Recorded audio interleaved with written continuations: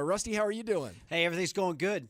Speedway's getting ready to kick off its year, and we've come in town to talk about it a little bit. But, hey, this year the NASCAR series has been fantastic. We started off with the Daytona 500, drew record crowds down there, an unbelievable race, and it's been going on like that. So all systems go for NASCAR, but that's what I'm here to talk about today, NASCAR. I know when I see you, you're going to talk about NASCAR.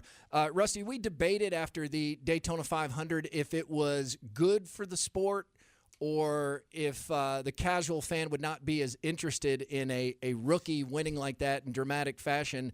And it seems to me the evidence strongly suggests it really was good for the sport. No, it was good for the sport. It was really unexpected. I mean, Trevor Bayne, a great kid, a young guy, but I think he even surprised himself when he won the race. I was down there for that whole entire 500 weekend working with ABC and ESPN, doing my normal duties down there, covering the Nationwide Series. And we saw Trevor unload that number 21 car.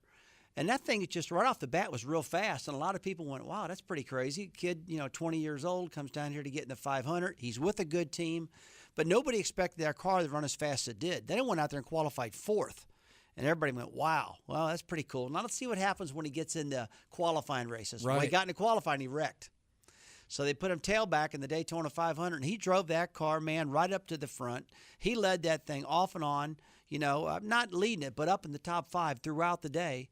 And right at the end of the day, when it was time, he had that thing right in position. He drove like a veteran. He looked fantastic.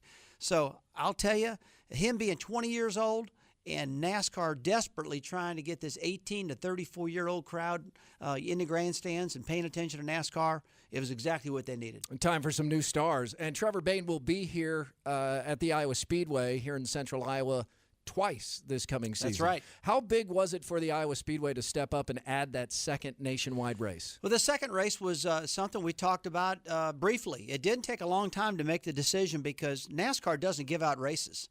And when this race came available and they called the Iowa Speedway about it, everybody sat down and talked about it and said, hey, this is something we need to do if we're going to try to grow the Speedway. And there's been talk. Do you think that maybe the first race, the new race is the first race, will hurt the second race? You just don't know unless you get out there and try hard and see what you can sell and get the fans in Iowa and around the country to support the track, which they have.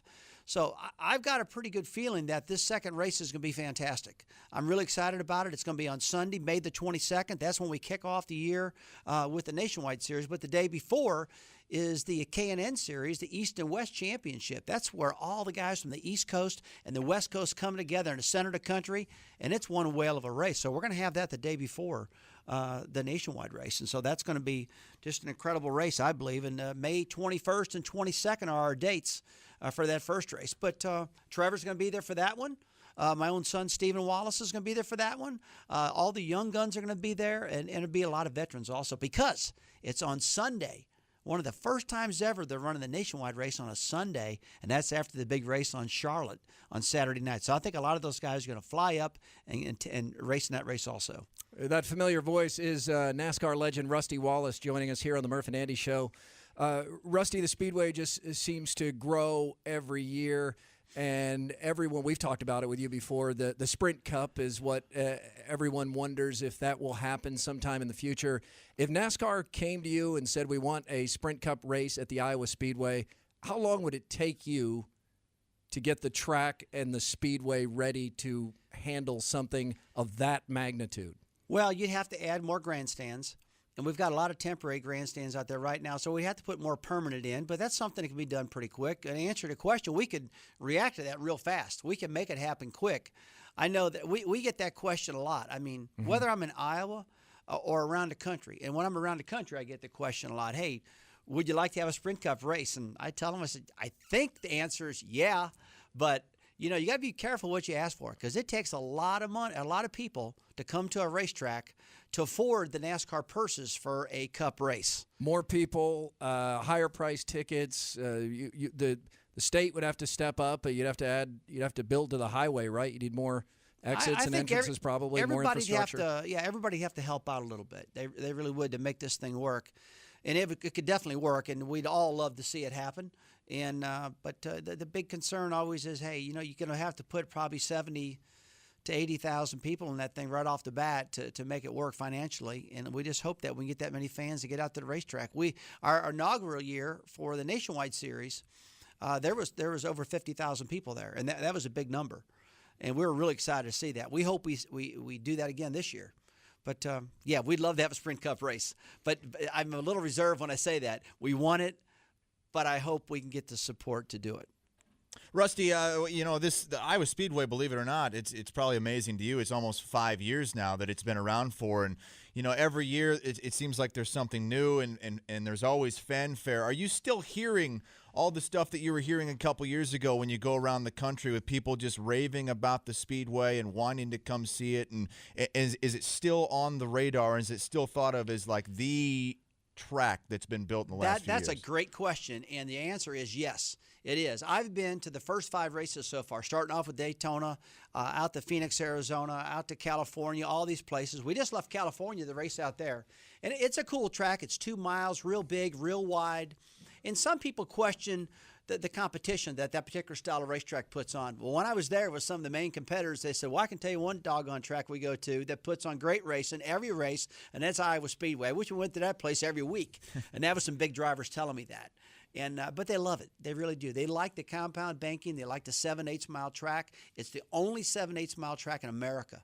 So it's a unique shape, and it's put on great racing. But when you get to the place and you walk up and down pit road, you're marveled at how beautiful and big the pit road is. Then you look straight up at the our suites and all the stuff up there, and it just looks beautiful. But say all that stuff, when the race starts, and every single time I've been there, all I've seen was happy people. Everybody's been happy. They've been all pumped up. When we first had the first race, they complained a little bit about the traffic because we had a lot of rain that day for an IndyCar race. But since then, it's got a lot better. In fact, myself, I stood up in the police officers' area where they monitor the traffic, and we timed how long it took to get the traffic out of there, and they got out of there pretty doggone fast. So when we left that night, I said, hey, these guys have nailed it. They got it right on right now. So traffic's not an issue. Popularity's great.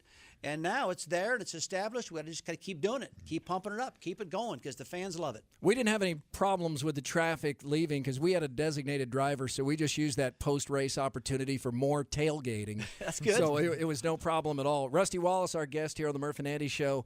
Rusty, many of our listeners out there maybe haven't taken that step yet to go see a race at the Iowa Speedway. If you were talking to a person who is not yet a race fan, would you recommend they start with an IndyCar race or a nationwide race, or what kind of race would you recommend? No, I would start off with our very first race. The very first race is the nationwide race with the K&N Series at May 21st and 22nd. I'd go right to that race right off the bat because that's some of the best drivers and best cars we got the offer. We considered the Nationwide Series that it's the #2 series in all of the United States when it comes to racing. NASCAR Cup Series #1, the Nationwide Series is #2.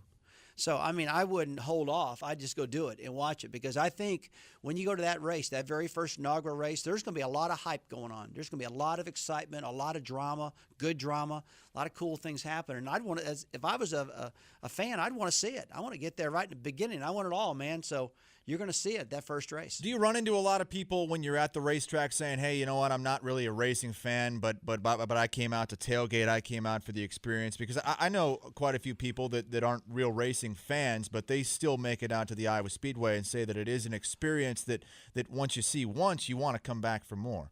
I do hear that a lot. I do hear that, but one thing I've learned is that every time somebody tells me that, they probably know more about it than I know about it. And for whatever reason, they say, well, I'm not really a racing fan, but I should check that out one time. And I said, yeah, we got some drivers. He says, oh, yeah, you got this guy. He recites everything. So even though the fans that tell you they are not a racing fan and they don't know about it, you'd have to be sitting in a dark room with nothing in there not to know about NASCAR because the whole world knows about NASCAR. NFL is #1 in the whole United States, and #2 is NASCAR. And I think that it's an exciting sport. I've made a lot of money off of NASCAR. That's my bread and butter, and I love it to death. I've won 55 of the races, a championship, and that sport's been great to me. It really has. And this area around here, Newton, Des Moines, all the area's been fantastic too. The track turned out good. I was able to design the shape of the track.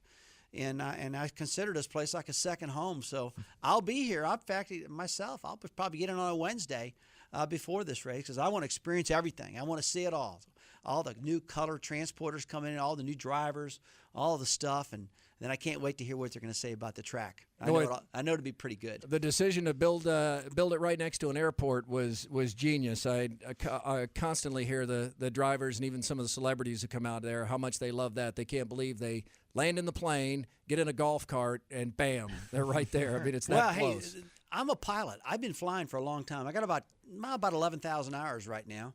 And I've flown every type of airplane in the country. And when I was asked to come up and take a look at this location that they've picked out to build this speedway, I went, oh, man, you got to be kidding me. We're next to an airport? This is awesome, you know. And so it's 5,500 foot by 100 foot, the measurements of that runway. And so that gets most all private airplanes in there. But I will tell you, I came in town for the IndyCar race, and IndyCar's got this big old airplane that hauls like 50, 60 people, like a commuter you would see out of Des Moines going to some smaller city or something. And it was parked up in Des Moines. I said, well, why isn't it at Newton? It's next to the racetrack. And they said, the runway needs to be 1,000 foot longer. So the first thing hey, Mayor, come on over here, buddy. We got to get this baby dug up and lengthened out just a little bit, man. We need another 1,000 foot. So, and that happened. It hasn't happened yet. It hasn't happened yet. No, but I will tell you, if a Sprint Cup race ever comes and we get this track built bigger, we're going to have to get that airport a little bit longer. It's going to happen.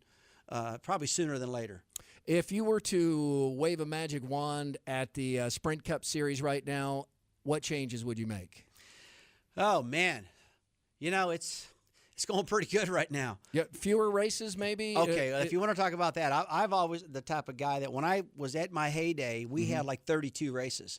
And the more races that we got, the more it wore people down and the harder it was trying to find money, trying to find the sponsors. Right. I mean, I remember the sport, when we were selling everything, people were going crazy, pumped up, happy. Dale Earnhardt was in his prime. We were at 32 races. We were at 32 and everything was perfect. And then we kept extending it out because the sport was growing so strong. And right now, I think we got, I think we got plenty of supply, and I do question the demand every now and then. So if you look at the supply and demand, maybe I knock 4 races off that baby. And some of the things they're doing right now, they're trying to knock the length of the races down. Coca-Cola 600, man, that sucker can sometimes take over 5 hours. Mm-hmm. And so they're bringing a lot of the 500 milers down to 400s and a lot of the 400s down to 300s. And they're trying to shorten these distances up right now. So if I was king for the day, I'd shorten the races up, and I would and definitely do the stuff with the not as many races throughout the year. Would you keep the chase for the championship? Yeah, but I just like it being 10 drivers going for the chase. I think 10's got a special ring compared to 12.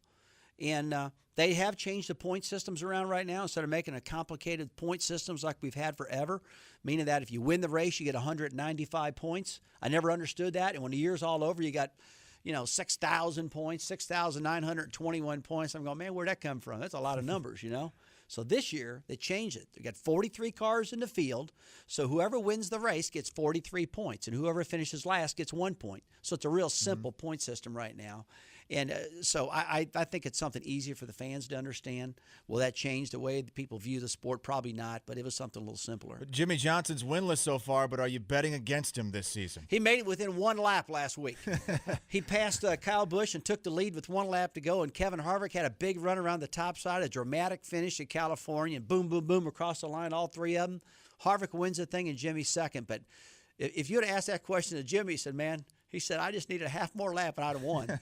But I'm not going to bet against Jimmy Johnson and win a championship again. I mean, until somebody beats him, he's still the man. He's still the champion. Rusty Wallace, anytime you stop by, people get excited about the Iowa Speedway. Best way to look into buying tickets or maybe visiting out there? Definitely go to iowaspeedway.com. We got all the information on the website, and we appreciate what you guys do for us. We really do, helping wake everybody up because, hey, we've all had an off season with a lot of snow and a lot of cold, and now the sunshine's starting to come out, and the loud noises are going to fire up at the Speedway, and it's going to be game on, rock and roll. Let's have some fun. And that's what's going to happen. And so we got to just let everybody know what's going on now. But go to iowaspeedway.com. All the current information's up there, and we'll all be there. I'm going to be there. The whole teams are going to be there. We've got 4 major weeks this year, starting off with May 21st and 22nd in Iowa with the K&N Series. on Saturday, and then on Sunday, the big Nationwide Series race on the 21st and 22nd. Then we got our Indy cars coming the following race. That's going to be the 24th and 25th. But go to the website, check it all out. It's all there. But 4 big weekends, and it's going to be fantastic. That's NASCAR legend Rusty Wallace here on the Murph and Andy Show.